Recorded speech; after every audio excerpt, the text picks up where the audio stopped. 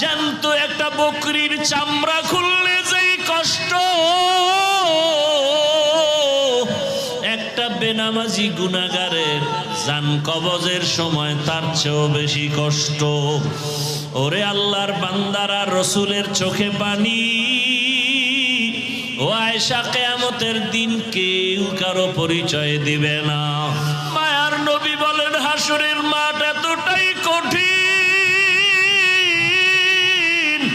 সূর্যের গরম, জাহান্নামের আগুনের গরম। ওই সময় কেউ কারো দিকে তাকাবার সুযোগ হবে না, সবাই কান্না আর কান্না। নবীদের গুনাহ নাই, তারাও শুধু কাঁদবে। আমি কান্না করে বারবার বলবো, আমার উম্মত, আমার গুনাহগার উম্মত। নবী কাঁদবেন আর বলবেন, আল্লাহ জাহান্নামে ফিরাও, জাহান্নাম ফিরাও। আমার একটা উম্মত যেন জাহান্নামে গ্রাস করতে না পারে, জাহান্নামকে ফিরাও। ফেরেশতারা শিকল দিয়ে ফিরাইতে পারে না। তখন আমার মায়ার নবীর কান্না দেখিয়া আমার মাওলার রাগ ঠান্ডা হয়ে যাবে। মাওলা ডাক দিয়ে বলবে, আমার মায়ার নবী, আপনার কান্না আমি সহ্য করতে পারি না, আপনি মাথা উঠান, আপনি কি চান আমি এখন দিয়ে দিব।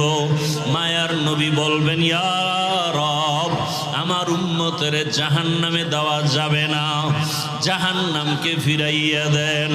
আমার রব আমার নবীকে ঠান্ডা করার জন্য, রাজি ও খুশি করার জন্য কুদরতি হাতে একটু পানি দিবেন। আল্লাহ কুদরতি আওয়াজ দিয়া বলবে, ফেরেশতা, আমার এই পানিটা নিয়ে জাহান্নামের গায়ে ছিটাইয়া দাও। ফেরেশতারা পানি নিয়ে যখন ছিটাইয়া দিবে, জাহান্নাম দ্রুত গতিতে পেছনে ভাগতে থাকবে। ফেরেশতারা বলবেন, হে আমাদের রব, যেই জাহান্নামের শিকল দিয়ে ধরে রাখতে পারি না, এমন কি পানি দিলেন যে জাহান্নাম পেছনে দৌড়ায়। এটা কি বড় বরকতি জমজমের পানি, নাকি আবে হায়াতের পানি, নাকি এটা বীরে শেফার পানি, না সমুদ্রের কোনো পানি? ও আল্লাহ, এটা কেমন বরকতের পানি? আমার আল্লাহ তখন বলবেন, এটা সমুদ্রের কোনো পানি না, বীরে শেফার পানি না, জমজমের পানি না, এটা কোনো বৃষ্টি